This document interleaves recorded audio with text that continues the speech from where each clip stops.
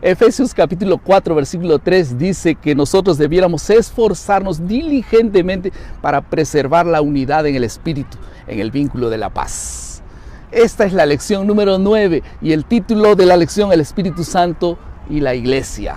Estamos en este lindo lugar aquí en Brasilia. Este es el famoso puente de JK que une un sector de la ciudad con otro. La palabra clave es unión, une una parte con otra. Y este es el tema central de la lección, unidad. Contrario al egoísmo, individualismo, Dios quiere que estemos unidos unos con otros, principalmente unidos a Cristo. Y vamos a tocar dos asuntos, ¿qué les parece? En esta lección. El primer bloque de nuestro bosquejo, vamos a hablar sobre la base bíblica de la unidad y también el símbolo de la unidad. Y en la segunda parte vamos a hablar sobre el método de Cristo, el método de Dios para la unidad. ¿Todo bien? Entonces vamos a comenzar con esta parte. Primero, ¿cuál es la base de la unidad? Y sin duda, la base de la unidad es Cristo. Por eso Efesios 2:20 dice que somos edificados sobre el fundamento de los apóstoles y profetas, pero la piedra fundamental es Cristo Jesús. Él es la piedra angular, la base de la construcción de ese edificio. Si no, no tuviésemos de ninguna manera armonía, no tendríamos unidad. Si Cristo no está presente como base de esta construcción, no habría unidad. Hay otra metáfora que es la del cuerpo, y cuya cabeza es Cristo, que mueve todo el cuerpo. Entonces, la unidad del cuerpo solo tiene sentido cuando alguien es el motor, la base de esta unidad. Y es Cristo Jesús quien coordina y guía tus pensamientos, tu mente. Tú podrás tener en la iglesia una unidad perfecta. Ahora, vamos a un segundo asunto, el simbolismo de la unidad. ¿Cuál es el símbolo que usa la Biblia para la unidad? Sin duda, es el bautismo. Por eso la Biblia dice en Romanos 6:4 que somos sepultados en el agua y después somos muertos a nuestro antiguo hombre carnal y nacemos a una novedad de vida en Cristo. Nos vinculamos a Cristo a través del bautismo. Pero no solamente es un vínculo con Cristo, también es un vínculo con la iglesia. Por eso es que cada vez que alguien se bautiza, se une al cuerpo de Cristo. 1 Corintios 12:13 dice, en un solo espíritu todos fuimos bautizados en un solo cuerpo. Este es la iglesia, un solo cuerpo, un solo espíritu, un solo bautismo. Ahora, ¿cuál es el método de Dios que realmente menciona en la Biblia para poder saber qué es unidad y qué no es unidad? Porque hoy existen movimientos carismáticos y movimientos ecuménicos queriendo unir las personas alrededor de un propósito para que estén unidos, ¿no? ¿Será que esta unión viene de Dios? ¿Cuáles son las características, los elementos de la unidad en la Biblia? En primer lugar, hay algunos falsos elementos que podrían crear una unidad artificial. Podría ser, por ejemplo, un elemento falso, que la unidad se dé por legislación. A partir de ahora, todos acordamos estar unidos. No es por legislación. Tampoco es por acuerdos humanos.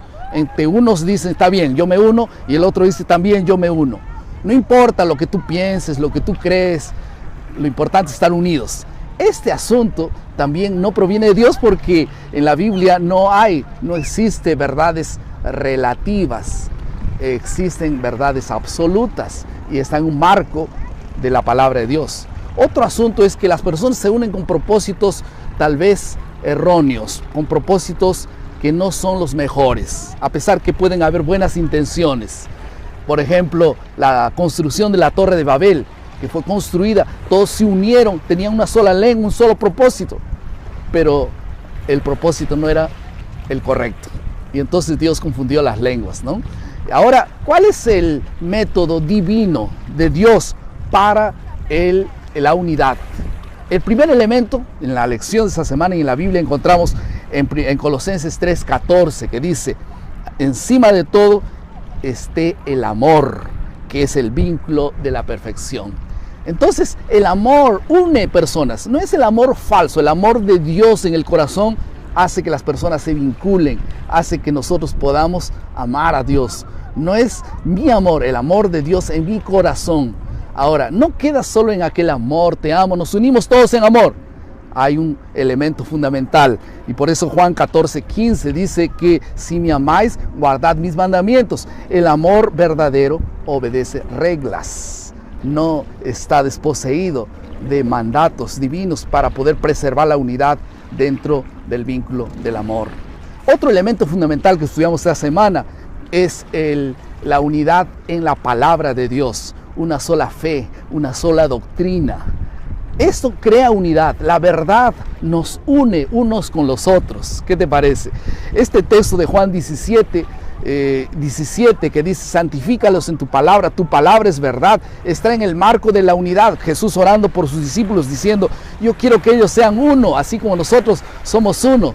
Y el elemento de la unidad es la verdad, porque entonces las personas se juntan en relación a la verdad y otros al lado del error. Habrán dos grupos. ¿Y qué hace que la verdad sea destacada y definida? La palabra de Dios crea límites. Este texto de 1 Corintios 4:6 dice, no ultrapasen lo que está escrito. O sea, no vayamos más allá de lo que está escrito, porque eso crea desunión. Lo que crea unión es lo que está establecido en la palabra de Dios. Efesios 4:5 dice, una fe, un bautismo, una creencia, una doctrina, ¿no? Y esto es lo que Dios quiere, lo que une realmente. Y la unidad verdadera es alrededor de los principios bíblicos y no de las creencias personales de las personas. Y un tercer elemento, sin duda, es la misión y el servicio. Si no existiera una misión, la iglesia no tendría un sentido. ¿Para qué sirve? La iglesia sirve porque hay una misión y entonces se crea sinergia. Se juntan las personas para cumplir una misión, se cumple de manera extraordinaria. El Espíritu Santo es derramado para cumplir una misión. ¿Se acuerdan ustedes en Hechos capítulo 2? Dice que el Espíritu Santo fue derramado, todos fueron llenos del Espíritu Santo y entonces después ellos comenzaron a hablar en lenguas. Quiere decir, cada uno explicaba la Biblia, el mensaje de salvación en la lengua de las personas y ellos entendían su propio idioma. No era apenas para edificarse a sí mismos, sino para predicar el Evangelio. Cada vez que el Espíritu Santo es derramado, hay unidad, todos estaban juntos, unánimes. El Espíritu Santo fue derramado y entonces ellos salieron a predicar y Dios dio diversos dones para que se cumpliese esa misión. Juan 17:23 dice claramente, a fin de que sean perfectos en unidad para que el mundo crea. Entonces la gente va a creer cuando la iglesia, las unidades de acción, los grupos pequeños se junten, vean unidad de propósito, unidad en la Biblia, unidad en el amor y ahora unidos en la misión. Amén.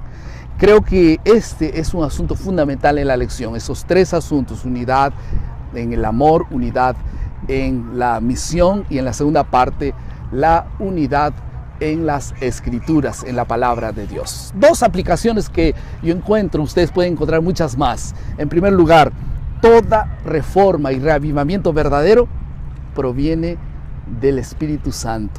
Es decir, deben estar fundamentadas en las escrituras y no apenas en sentimientos o en conceptos humanos.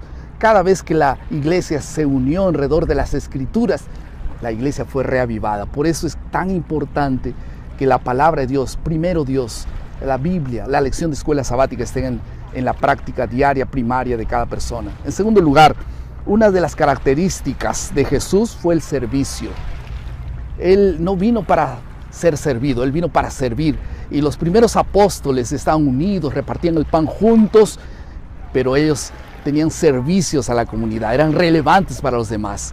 Nosotros no estamos unidos apenas para servirnos a nosotros, estamos unidos para servir a los demás. Y un último asunto, la creatividad. ¿Qué es lo que vamos a hacer como resultado de todo esto? Un principio fundamental, el Espíritu Santo produce unidad. Y esto no es por casualidad. Si el Espíritu Santo produce unidad, quiere decir que nosotros tenemos que buscarlo a través de la Biblia, la oración, el estudio diario y la búsqueda de la palabra de Dios y de la voluntad de Dios en la vida.